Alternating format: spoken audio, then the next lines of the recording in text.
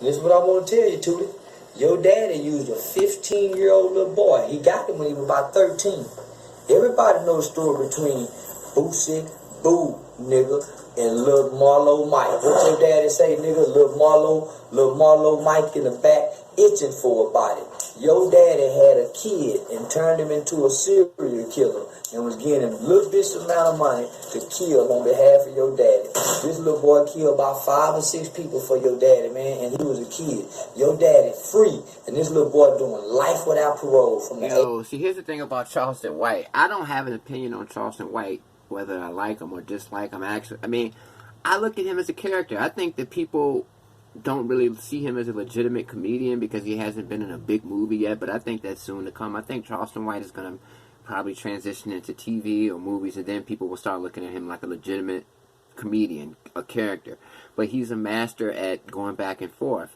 And you see, these rappers have never had anybody in their life talk to them the way that Charleston White talks to them. These rappers are used to people kissing their butt.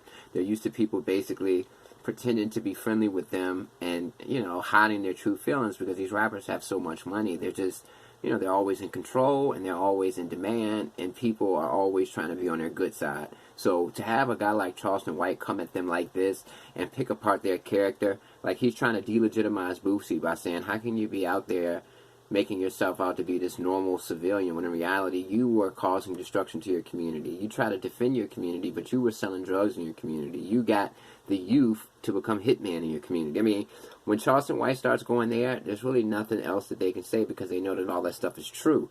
So that's why I advise these rappers to not even go back and forth with Charleston. Because one thing about him, he can say whatever he wants. And his life doesn't have to be exemplatory. He doesn't have to be a good guy. He doesn't have to be, you know, he might have done the same thing that he's criticizing you for. But at the end of the day, the people look at Charleston White just as a mouthpiece. They don't care about his personal life. They don't care if he's they don't care if he's a good person or a bad person in his personal life. They just look at him like a voice box for their thoughts. You know, they might not be thinking exactly what he says, but after he says it, a lot of people say that it makes sense to them. So the reason why Charleston White is able to operate like that is because people deep down feel like he's right.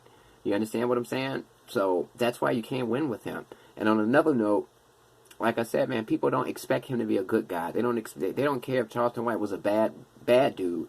They don't care if he has bad morals, good principles, bad principles. They don't care about who he is. They don't expect him to live by what he says because they look at him as a character, first of all, and second of all, they just like to listen to his thoughts, so they don't care about his background. So that's why you can't win with this guy. But yeah, man, peace.